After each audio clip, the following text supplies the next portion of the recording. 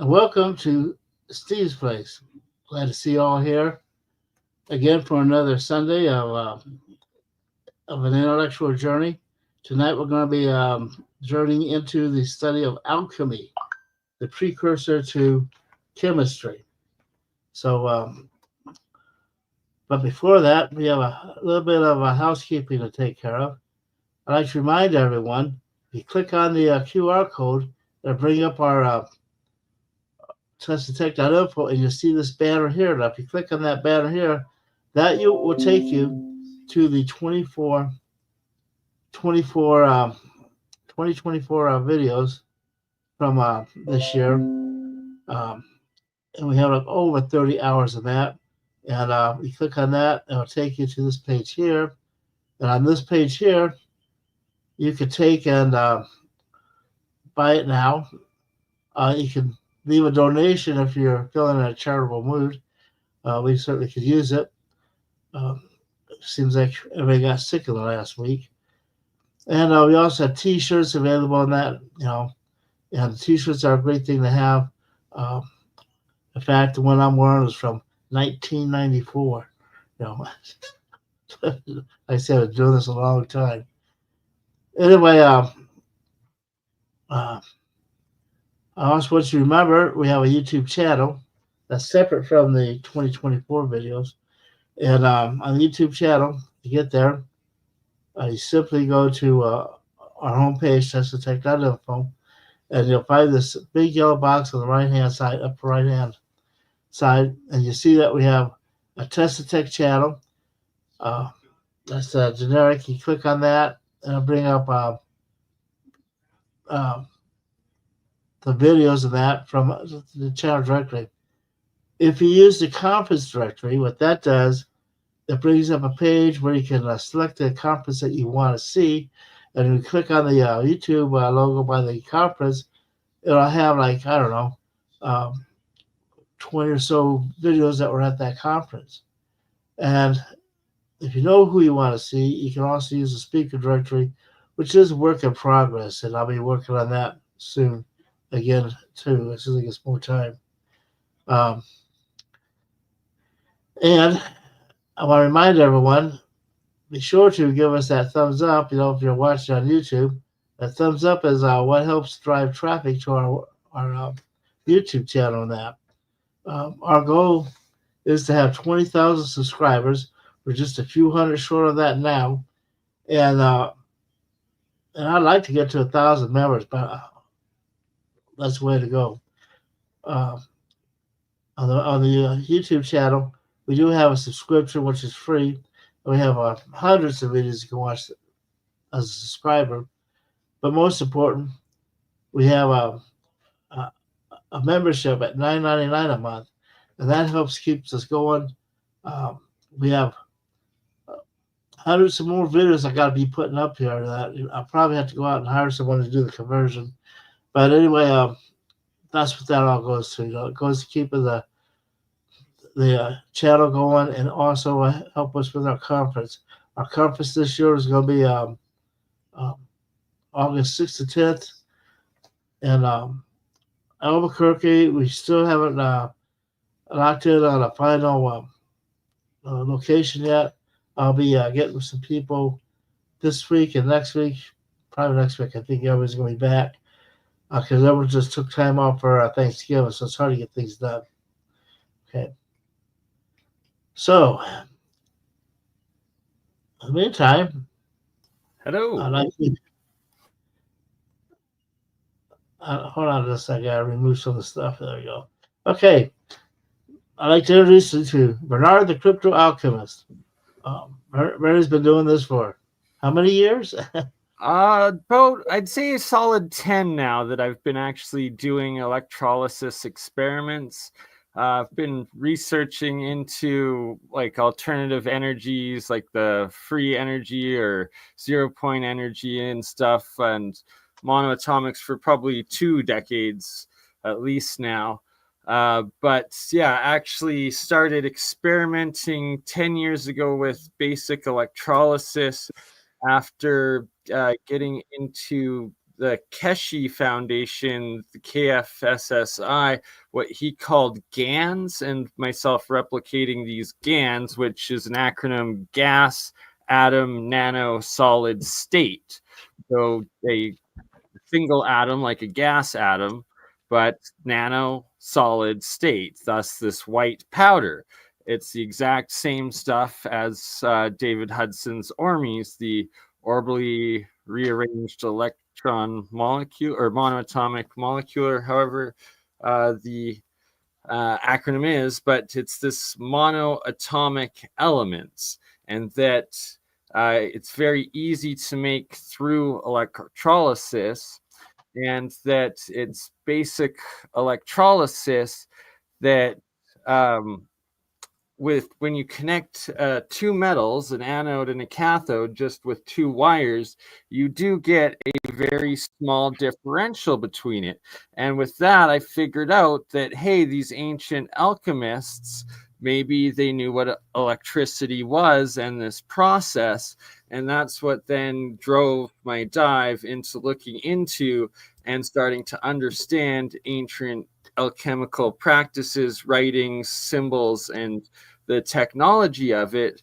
And that, in fact, yes, they fully did know what electricity was, and that it really does take a large amount of the esoteric aspect, the woo-woo, out of alchemy, and then actually gives proper meaning to it. So when the ancient alchemists were saying, oh, the metal is alive now, no, they're not talking about it being like this conscious physical entity.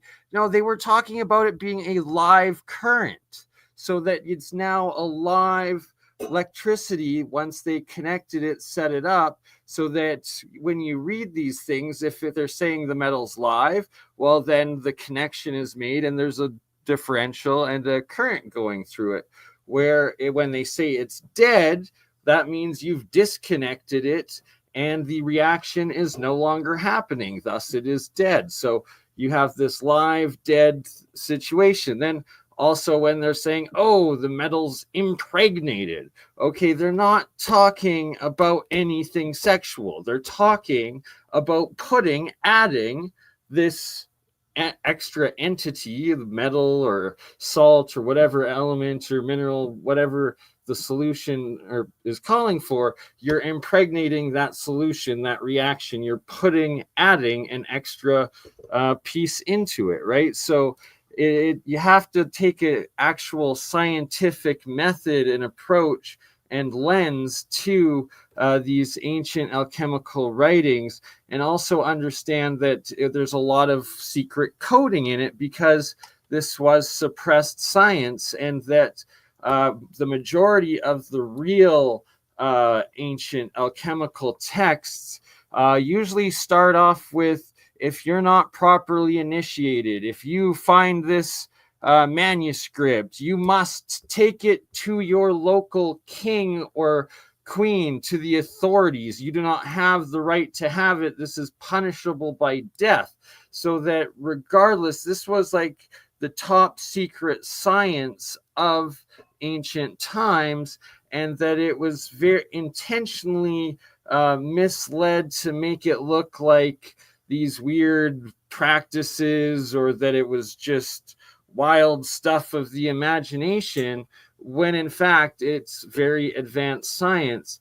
And that when I started reading through all of these ancient texts from France, from Germany, from Europe and whatnot, from a few hundred years ago, that there's always this talk of both the philosopher's stone, but this white palatable gold that the ancients used to use, and that was this like high technology, this monoatomic gold. And that they talk about different ways of potentially making it, but then they also talk about all of these other effects that are indeed poison, and that the majority of times you'll just end up creating these toxic poisons and not this edible magic white powdered gold. But that was only one aspect of it. Where it really gets fascinating was Sir Isaac Newton's alchemy writings and his 7 colored states of transmutational metals. And that the moment that I first read that, and reading the white, the blue, the green, the black, the red, the yellow, and the pink states of these transmutational metals, I instantly recognized that I was repeating that same process in my electrolysis experiments that I had done originally, trying to repeat Keshe's GANs and making these monoatomic stuff. And that the first thing I've got to put out is that my own belief, I've yet to have any of my materials actually tested and confirmed, but I'm 99% sure that what Keshe will call this CO2 GANs or monoatomic ormus, the white powdered stuff that he makes out of copper, he says it's CO2, but I do disagree. I believe it is the pure monoatomic metal element of whatever metal element you use as your anode in the reaction. And that when done properly, the first state that always comes off a metal anode is this pure white fluffy material, the pure monoatomic state of metal elements that Isaac Newton talks about and the ancient alchemists talk about.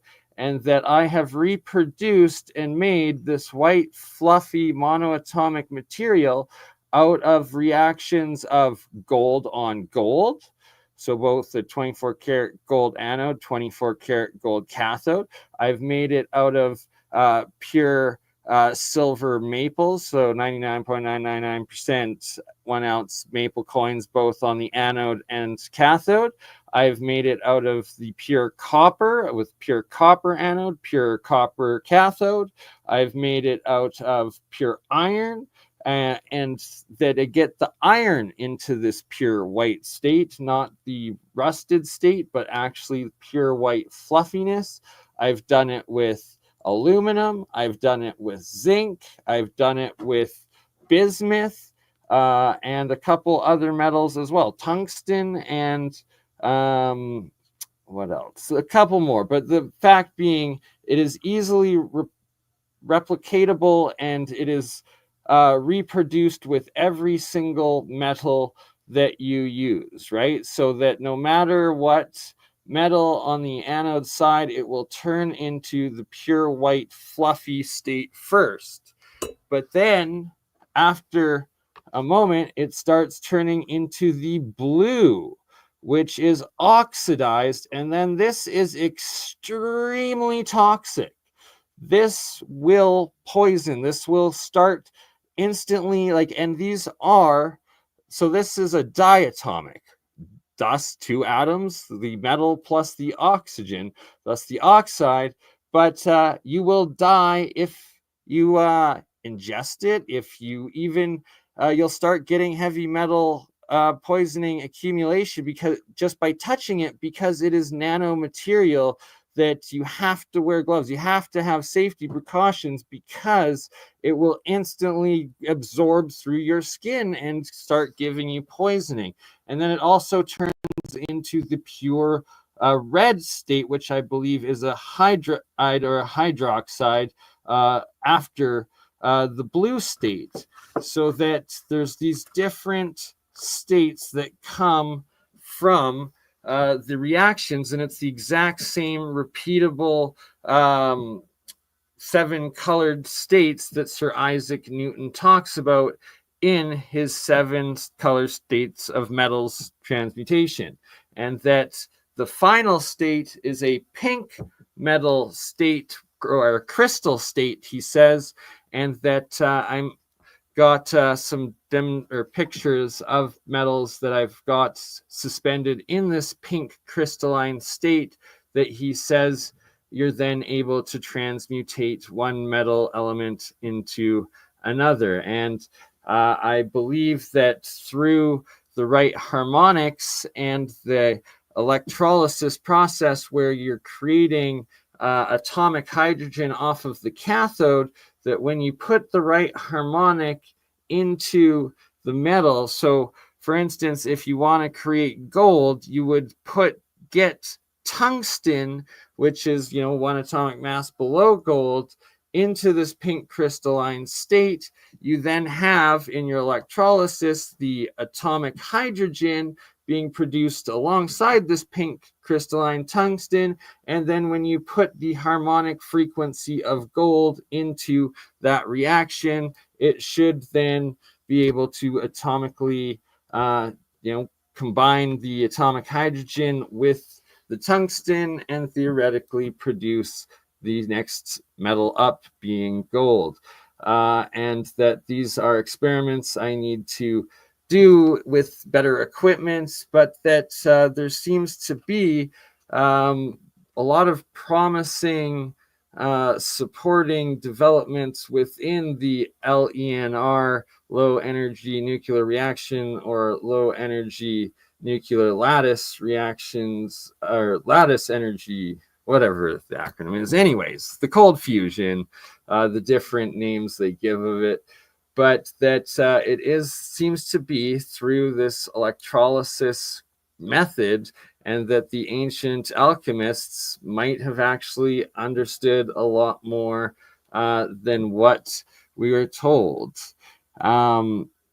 Steve, do you mind bringing up the picture of the symbols first? Yes. So this right here, and when the 3 principles of alchemy, it makes a lot more sense when understanding the salt, which is the metal, right? So, and this line through it. So in my jars, when I do electrolysis, there'll be like the jar of water, your salt water, which is an electrode. So you have your salt, and then you put in the 2 metals, and always there will be an exclusion zone, this line that forms between the top and the bottom of the reaction as it goes on, and it looks almost identical to this salt that we have here. And that the sulfur going up, that's your cathode producing your hydrogen up, so that's the negative reaction.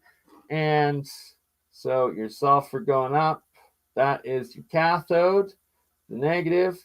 And then your mercury, well, that's your anode, and that's going down, so that deposits the metals that corrode and then turn into the monoatomics, and then the oxides and the hydrides and whatnot going down into the reaction. So it makes sense to me that this right here is actually electrolysis. And then you have the 4 elements, which when understood from today's science, we have 2 going up and 2 going down. And well, you have Earth, and it's going down, and it has a line through it. Thus, it's the farthest, the heaviest. And what is Earth? It's a solid. So what are they talking about? They're talking about the 4 physical states of elements, and that your first one is the solid, and it goes down. Your second one, water. Well, what is water? It's a liquid. It's the second densest state of metals. It also goes down. Then you have the third one, which is air. What is air? Air is gas. That's the third state of elements. Oh, and then lastly, what else goes up? Well, fire. That's plasma. So right there, they have the 4 different states of elements. They're not talking about something esoteric. This is real science, real chemistry, and the 4 states of physical matter. And then plus elements. Oh, what's this 5th element? No, this is the 4 states of elements plus the periodic table of elements. So that's just basic chemistry, but also super advanced simultaneously, and that they're talking about the 4 states of the periodic table of elements. Now, when getting into planets and metals, it's something that I have over time found that it's in relation to the position of where the heavenly bodies are, the planets, the sun, the moon, and our own Earth, in relation to each other, and then the energetic forces that are exerted upon them between each other, depending on where they are, and that it actually seems to have an effect on these metals. Like when I was making monoatomic silver, the first time I left the reaction going for a full month, I began to notice and see that it was directly tied to the cycle of the moon. As the moon waxed and waned, there was very little, if not no, monoatomic silver being produced at all in the reaction. And then when it just happened to be a supermoon that month. And when the full supermoon happened, the container that the reaction was in that night, it completely filled up to the top with the monoatomic silver. And that since then, I've found that I will usually only make this colloidal or ionic silver, monatomic silver, during full moons, because you get the best results and it produces the most of it. And I took this thesis to the, testing it with real scientific method live on the Alien Scientist channel a couple years ago when there was a full lunar eclipse. And that when I started the reaction live at the beginning, well, it was producing a whole bunch of the monoatomic silver. And then as the eclipse began, it decreased and stopped producing. And at the height of the eclipse, it was producing no monoatomic silver at all. And then as the eclipse then finished, it started producing a whole bunch again, thus literally being tied and showing that a full moon, you're getting a bunch, an empty moon, you're getting none. And whatever you want to think of that, well, that's why the ancients tied silver to the moon. And then when I thought of that, I was like, okay, well, my monoatomic gold, well, it's expensive to make when you're doing the real thing because you're using real gold. And very easily, well, it will oxidize and turn blue if you're not paying attention. And well, you've lost all your gold and it's now poison, right? So I've only ran the experiment a few times. And the first couple times that I did it, I'd always notice that at some point the white monoatomic gold would start turning into this black crap. And if you want to bring up the other picture that I have there, Steve, please, showing exactly this. So yeah, if you can enlarge it and shrink my face. There we go. So in this picture, you can see both nano gold right here, as well as monoatomic gold at the white monatomic at the top, the gold colored nano gold at the bottom, but then all this black stuff. And that is also some sort of form of the gold. And that I eventually found and realized, and then started testing, that during the day, it would make the pure white monoatomic gold. And as soon as the sun sets, it goes to this black stuff and it makes the black nano whatever particulate of gold that it is, and not the nice pure white monoatomic gold. that the ancients say supposedly is the mana or palpable gold. Right here, I want to show or just highlight that there is an exclusion zone at the very top, a couple millimeters deep or thick, that has absolutely no material at all in it, and that there's also this a little bit of exclusion zone here with none of the nano or monatomic gold in it, and that clearly you have the gold still in metal gold nano particulate gold colored gold that happens in the water once your anode metal fully dissolves, so it's fully saturated the water, just like you can fully saturate salt, and then when salt is super saturated, it starts depositing out. This is the same that happens with whatever metal you're using, whether it's silver, whether it's gold, or anything else, and that it will first start particulating out as white monoatomic, and then it will then also make layers of actual metal nano particulate as well. And this is where you can get those sheets of metal on the nano layering for the metamaterial aspects of it. And what is referred to colloidal silver or a colloidal metal is the nanoparticulates, I guess, is what they say. But then it's also dissolved in, right? So the parts per million is a big thing. And what the parts per million actually are is not colloidal silver or colloidal gold. It is actually called ionic silver or ionic gold, and its outer covalent bond is one attached to the water itself, and that from the actual scientific medical studies, that is the super product because it's easily dissolved or taken in by bodies, but also or cells, but also in chemical reactions and anything of the sort.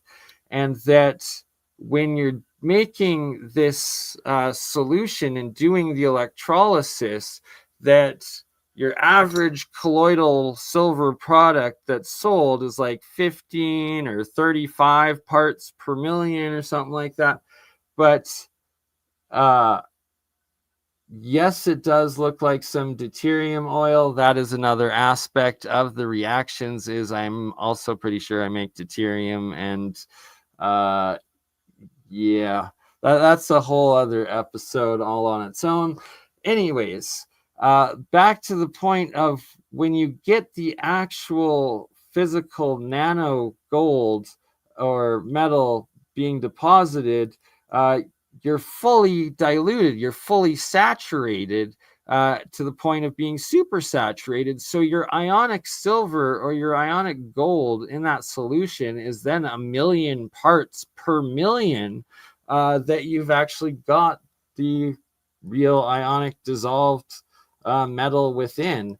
And that's exactly what you want.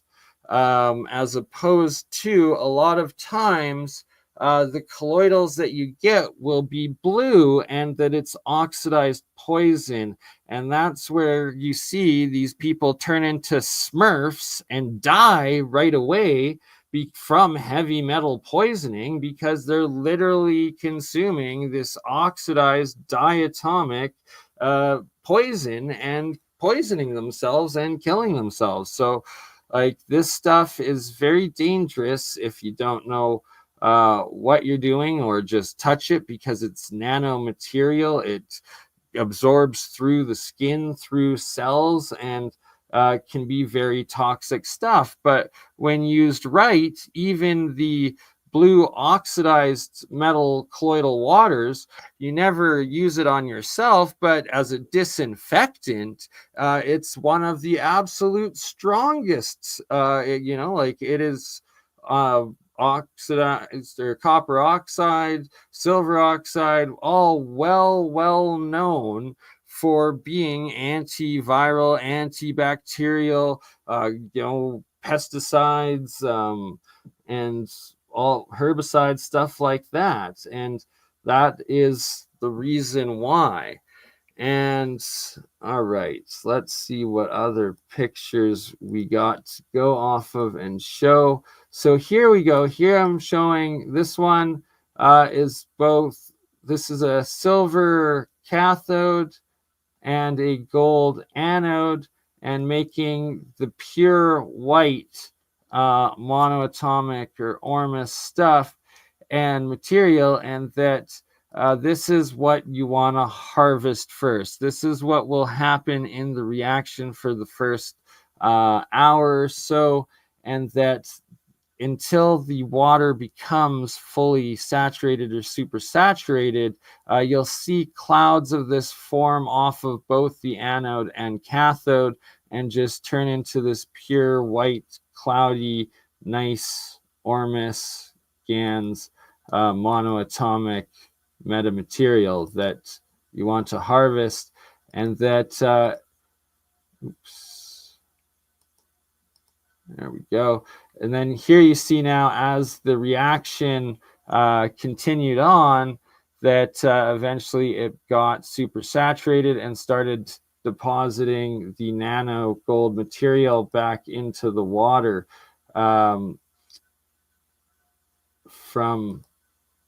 into a heavier, denser state. And that this then potentially also could be toxic. Either way, it's not the ormus monoatomic state you want. It is still in that solid metallic state.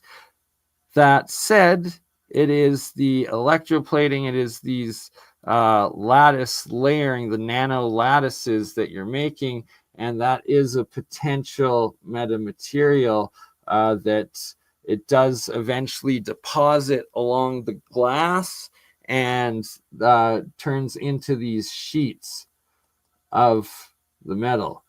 So here I've now poured out what was in here into another jar, letting it settle to harvest, and then starting the reaction again to continue on. And you can see always there's a big portion of it that floats at the very top, and that is supposedly the best stuff. All right, more pictures.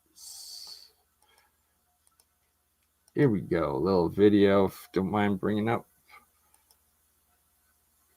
Steve. There we go, thank you. Monoatomic zinc and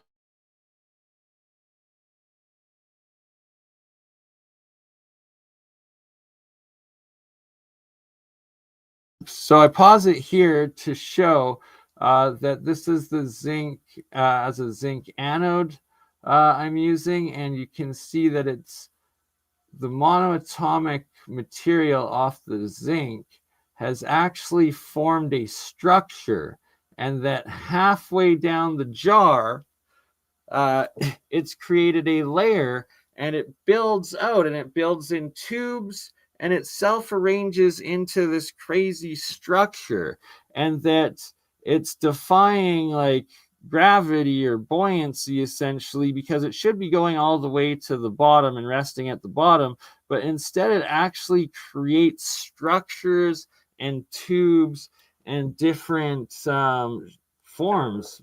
Structures that seem like clouds or almost waterfalls, but suspended. So here you can see that it's going all the way around, and it actually ends up forming and building a full solid layer of material, and then the bottom half of the jar still remains as water. And then over in the second jar. Tube structures and clouds of these plasmids of monoatomic zinc in this reaction. And then we have the diatomic silver that is formed off of that reaction, and more zinc there. And here I'm showing another suspended area of both diatomic and monoatomic copper here. But as I move the camera around, you'll see that it's just suspended an inch or two above the actual bottom water of the jar and just held in place, and that it self-arranges into these different exclusion zones. Here we still have the suspended copper. So right there you can see a couple inches up, and I suspect it's on this reaction that these triple coils that I have there's no actual current going into them, but that their electromagnetic field might have something to do with the level that these are at. And I've got more experiments that show different exclusion zones depending on where I have different solenoids that they will suspend in layers and self-arrange and organize around depending on them. So there is a lot more exclusion zone, a lot more electromagnetic force in this buoyancy / gravity equation and demonstrated in electrolysis. Zone within the electrolysis reactions. All right, so that was that one, and then we have, let's show, here we go, this one.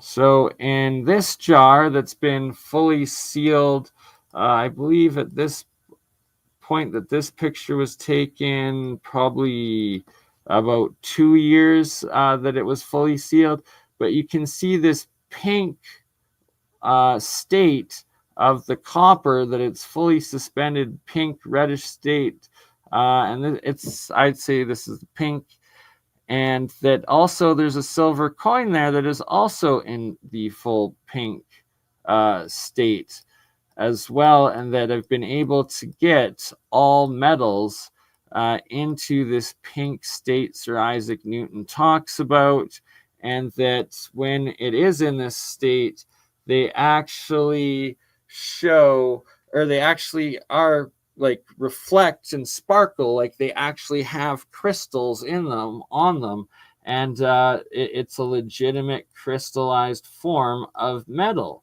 And that before they get into this pink state, the crystal state, they're actually a bright red state, and it looks as if like it's glowing hot, but in fact it's not. Like they're in water, they're cold, but they remain in this red state. And is that same red state that metamaterial state, that superconductive state potentially? And I suspect so, and that there needs to be a lot more tests done on these materials. This also silver bar that had been eroding down. Okay, this one right here. So the circle within the square, within the triangle, within the circle, and it's also squaring the circle. It all has to do with the formation of the different elements through crystallization, and that it's part of electrolysis, it's part of chemistry, and it's part of the geologic formation and mineralization, and it ties in especially with Walter Russell's periodic tables of harmonic frequencies, or the octave scale, and that is a whole other presentation for another day.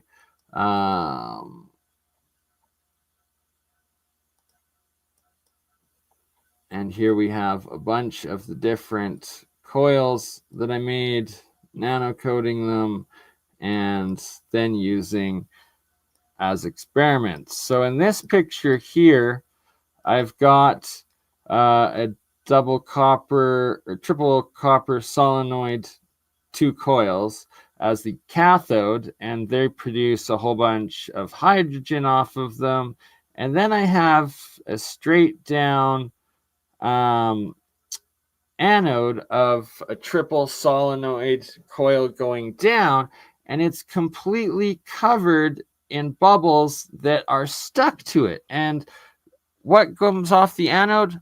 Oxygen. So oxygen is magnetic, and when you make a triple solenoid coil and put electricity through it, you are creating electromagnet, and thus this anode is a built-in electromagnet that also captures and keeps the oxygen on it. So for developing hydrogen cars and hydrogen fuel, pretty useful way of keeping the oxygen. And that I've got a few different examples of repeating this process. Let's close that one and then share this one. Here we go again. Another triple solenoid copper coil as the anode, completely covered in the oxygen bubbles because they're magnetic, and you've created an electromagnetic field with the solenoid, triple solenoid around it.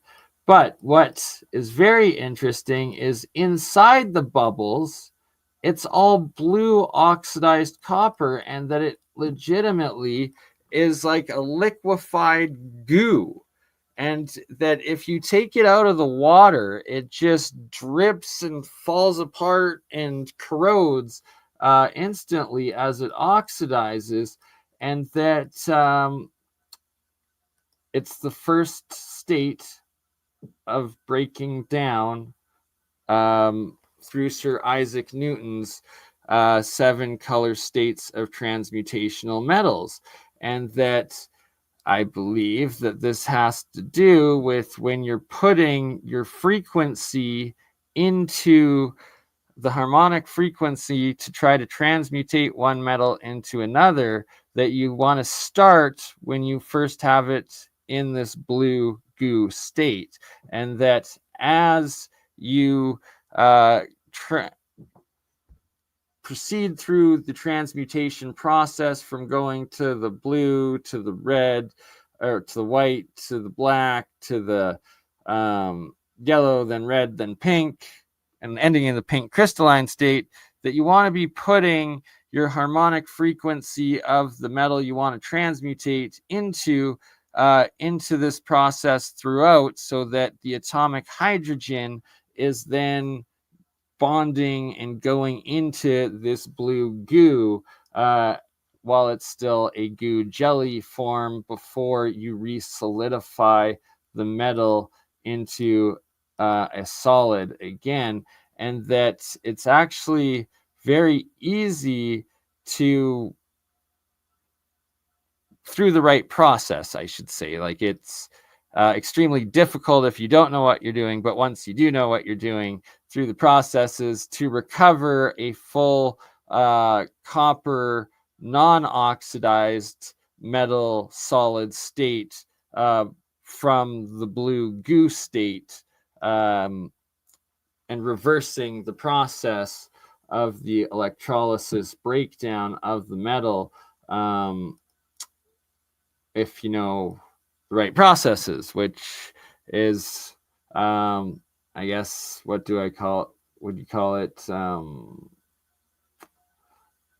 Anyways, processes I've discovered that I'm working on, like trying to patent and publish and acknowledge and whatnot. So one more point here of this blue goo triple copper solenoid covered in oxygen bubbles. It ends right here, and then you can actually see copper oxide dripping down and oozing out of the actual metal itself, and that it will fully ooze out and corrode if you just leave it hooked up and let the process continue for 3 days. Your entire anode will be corroded, gone away, and turned into oxidized diatomic goo. And that when you take it out in that blue state, that it is very, very weak, fragile, and just by touching it, it can break down and turn into nothing compared to solid metals. Just some different coils I made. These pictures several years old. Here we got like the yellowy state of a reaction, and once again you can see that it forms these different exclusion zones and collective zones, and that what should, you know, gravitationally, buoyancy wise, completely fall and like descend to the bottom of the canister, jar, or whatever container, that it does not, and that it self-organizes into different different forms. So in this reaction, you can see a whole bunch of atomic hydrogen coming off of this triple solenoid cathode copper coil here, and then the triple copper solenoid coil on this side, the anode, it actually forms into blue, green, and black nanotubes. And this is on the inside, and that these structures, like it's not oozing, these are solid structures that remain, these nanotubes. And even after you take the electricity out, you can seal the jar, and these structures remain and oftentimes will continue to grow. And are these the, you know, a way to make the nanotube material, like carbon nanotube, stuff like that, different element nanotubes at a very cheap, easy process, potentially. Here I've got a tungsten ring, as well as copper around the tungsten ring as the cathode, and I believe it's a silver anode coin that's out of the picture, but that you can see the atomic hydrogen at the top, an exclusion zone, and then the monoatomic and potentially diatomic silver and tungsten collecting at the bottom here. And that, again, you've got these two different zones, and when going back to the original 3 principles of alchemy and that salt, that like there's always that line through the middle of the salt, and that salt represents the salt water of the reaction, from my experiences. All right, what else do we have to show? Okay, in this reaction here, and this is just a simple jar of salt water, and then I have a copper coil that's insulated, so the two pieces of copper not insulated that are exposed are both up above the water. and then the insulated copper wire goes down to the bottom of the jar, around the bottom, back up, and then lifting up out to hold the other piece of metal. So what that has done is created an insulated differential between the two metals in the jar, and that between the two here, you can, with their electric differential connected between them, you have the gold chain right here, and you have the silver right here. Oh, and then also a key part, sorry, so there's two aspects. So there's two connections. You also always have to have two connections. So here you can see also, I've got a second copper connection to the coin, to the gold above water. So there's one going insulated under the water, and then another one uninsulated, but connecting the two above the water. So there's two different connections to the two metals, creating a flow of electrical differential between the two. And then from that, when you have the two in the water, you can see that there's this monoatomic cloud of gold and silver going back to each other, connecting, and that you have this flow of monoatomics being made even without an actual electrical input. And this right here is what ancient alchemists are talking about, saying, oh, it's alive. The metal is live, right? And that, boom, that makes sense. And yes, they did develop the technology and understand what these things were, what current was, what electricity was. And here we have more nanotubes being formed from a copper and from a zinc.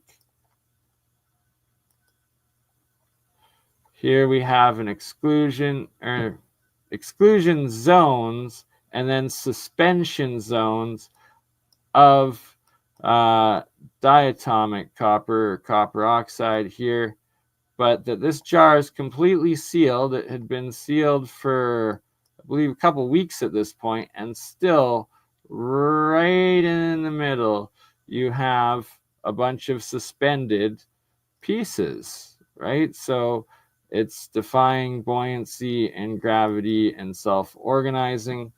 Here I have what was a triple solenoid copper coil. See, don't ever do this. I am lucky to be alive. I probably poisoned myself substantially here with having that oxidized and hydride copper material on me. So don't do what Bernie did there.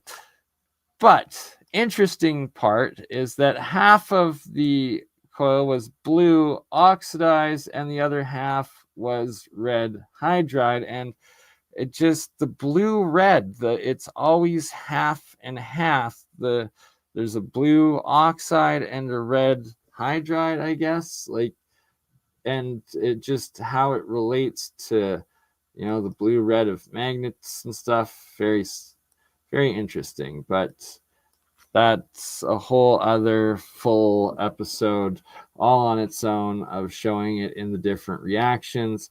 What I have up right now is the yellow sulfur state. And the alchemists would say when a metal dies, it turns to this yellow sulfur state. And what did they mean by that? People are like, oh, that's just some esoteric mumbo jumbo. No. And I don't know if it's actual sulfur. I suspect not, because it doesn't smell like sulfur, but I don't actually know what it is. But I've been able to create this several times, and that when your anode fully corrodes out and the reaction dies because it's losing, the positive feed in, your anode in, and only getting the negative feed or electrical energy in, suddenly everything turns yellow within the reaction and it turns into this yellow state. and that is what they call the yellow transmutational state of alchemy. And in this jar, I was able to seal it in, because it's very hard to keep the sulfur state, because usually within a few days to a month, it will actually revert back into the blue oxidized material. But in this one here, I was able to actually capture the yellow.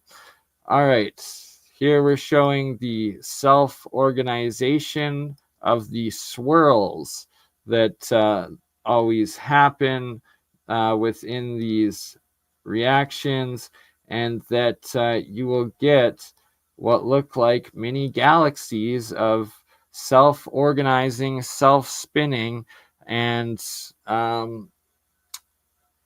yeah, just it's wild, of this monoatomic or ormus or plasmid materials, and that there's always the rotation within it. There's always exclusion zones, and it self-organizes. Here we've got another one. And yes, there's coils in this, but here in this tub, you can see again this self-organization, and I had just added water into it. It stirs up, and then it goes into the spiral as it self-organizes, centers, and then settles. And it does this every time, no matter what, when it's in these materials, right? So you can see, just every time I'd add water, it would do the spirals and self-organize. Okay, that's that one. Oops. What else do we have? Okay, this picture, we've got several of the different colored states of the materials, from the white to the reddish, brownish red there. You got the blue, and then we've got a couple purple ones.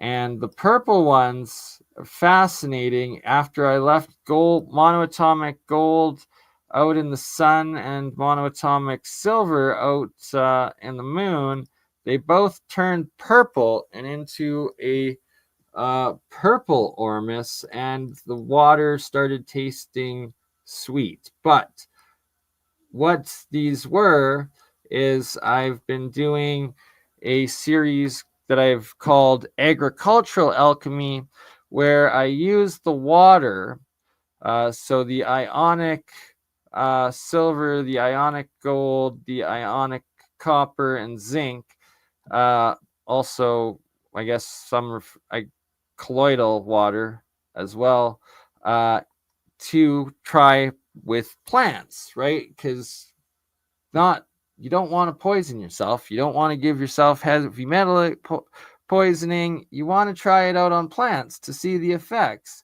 And over the past couple years, I have found that the waters of the monoatomic, as well as of the purple, actually increases yields by 2 to 3 times the size on my garden, and that compared to regular water. And I've been documenting it. I've got some videos on it. I've got pictures of it. And the garden side that has regular water, it's normal size, and then the stuff that had the white water about 2 times, and the stuff that had the purple is about 3 times. But the stuff that had the blue and the red water, those plants died. So right there, more evidence that the oxidized and hydride waters actually kill you and are poisonous, and they are poisonous to plants as well. And that is why you always test things on plants first, not animals, and definitely not yourself. Let's see. Oops. here you can kind of see like the pinky red state on a bar of aluminum. Just some experiments I had going on outside with the electrolysis. And so these, why they're all in plastic containers outside, although there's a couple of jars of glass in this picture because it was the summer, but I'm out in Canada where it gets extremely cold and it gets very, very frozen. And despite the water being very full of salt, even the salt water fully freezes in the winter. And the point of this is that I leave these going all year round. And when the salt water is frozen to a block of ice in the middle of the winter, I will still plug in, a couple of these electrolysis things with just a little 5-volt AC charger, like a USB charger that I've split the ends off of. And in minus 30 degrees Celsius, I think it was minus 35 degrees Celsius, the coldest day that I had tried this last year, I think it was 2 years ago that I first discovered it. But when you plug it in, put that 5 volts into the frozen ice block, the anode and cathode instantly start melting that ice and bubbling and producing hydrogen, so that the water car with a water tank is still feasible with this technology, that it will still produce, still melt off of a frozen ice block. It doesn't have to be a liquid water to do hydrogen production for hydrogen fuel. And that is another major part of my electrolysis research and experimenting, and something that I haven't really put too much information out on because I don't want to be Stanley Myered. But I do want to develop the Stanley Myers technology and dream, and everybody deserves to build their own water powered car, and it seems to be a lot easier than they're letting on to. And I will definitely be doing more episodes on that. Just I'm developing it a bit privately first and don't want to be Stanley Myered. That said, I will open source all of my developments on it in the future. Yeah. All right.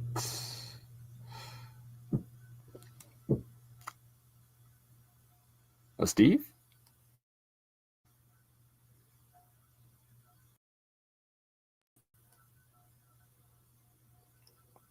And yeah, it wraps up a solid hour, but we're waiting on Steve.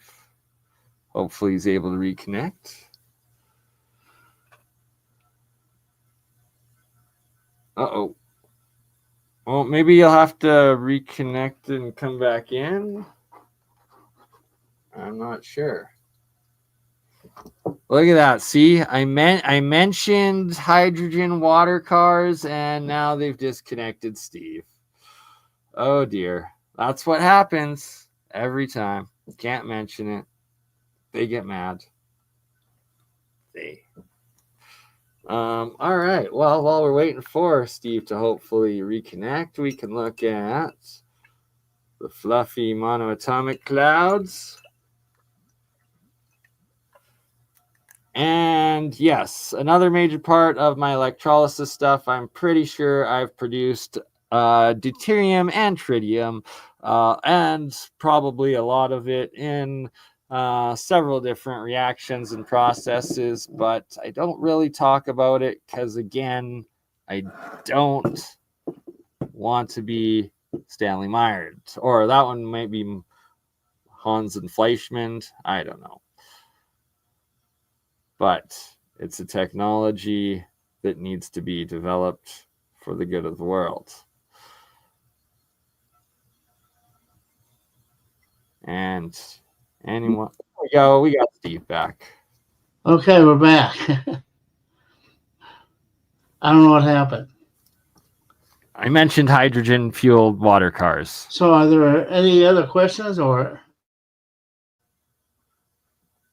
Oh, I'm pretty good for that being a solid presentation. Yeah, anyone got questions? Use all caps in the live chat.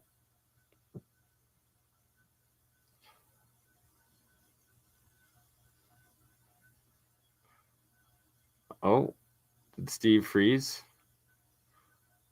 I think Steve's frozen. Do any of these water samples become flammable? Well, all of the hydrogen gas that comes out of it, extremely flammable. I light it off often showing demonstrations, but also the red material that I make, it actually is flammable and it ignites on metals like this red stuff. When I rub it on any metal foil, it usually ignites. And yeah, that's another very interesting property of these different materials and the potential metamaterial aspects of them. And great question. One of them does become that. Steve's based out of Phoenix, I believe, or Arizona or New Mexico, somewhere in that area. Ooh. So I don't know if there's a storm down there. I don't know.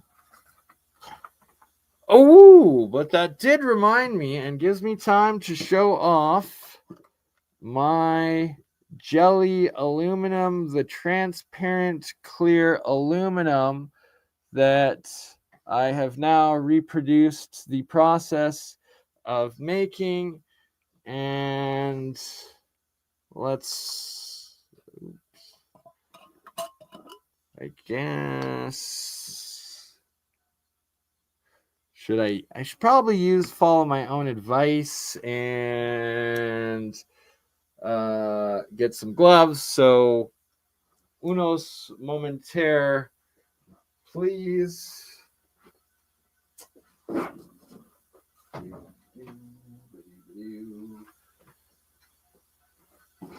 right. We got a cloth. Uh-oh. Oh no. Am I damaging it? Doing it for science. Oh no.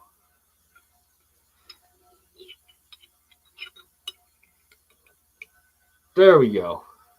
We got it. Okay, so here you guys can see, if it will focus solely on it. There we go. We've got clear aluminum jelly. So this is the transparent clear jelly.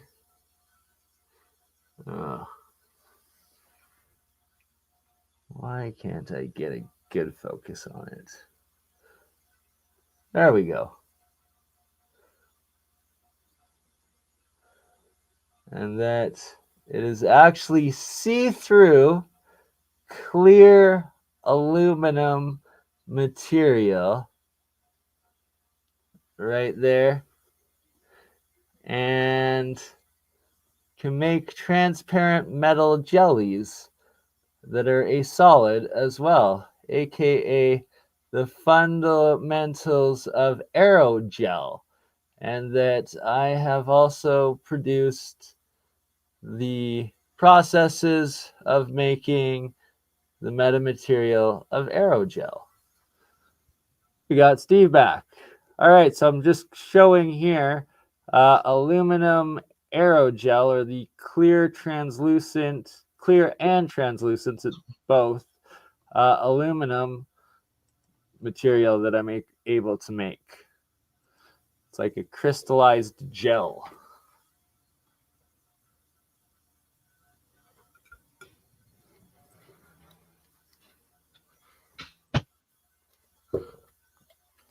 We got Steve back? Yeah, kinda. Very good. But Thank we're you, having Busy. some difficulties, so we're going to probably call it a night for tonight. Absolutely. That was a solid hour presentation, and thank you for having me, Steve, and appreciate everything. For some reason, this thing went bonkers on my end here, and I don't know what happened. You know. So, anyway, I'd like to thank you for being here. Maybe we could do it again in a couple weeks. Absolutely. And I can't wait to. I hope you can make it down to the conference. I think everyone will be fascinated by your stuff. It's my number one thing to do. Goal for AIM is to make it to TeslaTech 2025, and I'm gonna start up a GoFundMe to try to get my arse down there. Okay, but we got enough time to make it happen. So I'm just gonna go ahead and just close up because it seems like everything got knocked off of here. Yeah, for sure. No worries. And thank you for having me, Steve. And look forward to talking to you again, and all the great work and amazing videos. For anyone on my channels that's not subscribed to TeslaTech, make sure you go over and do so, because Steve Ellswick here, he is not just a heck of a legend, he probably has the best library of alternative science, breakthrough science, and fringe science and development and technology of like the last 40 years, whether it's 0-point energy, whether it's hydrogen, electrolysis, all sorts of different stuff. There's just videos of all of the legends. Like, you've had everyone present at TeslaTech over the years. And don't forget to hit the thumbs up, on the YouTube thing. And we'll see y'all hopefully next week. And y'all have a great day, a great evening.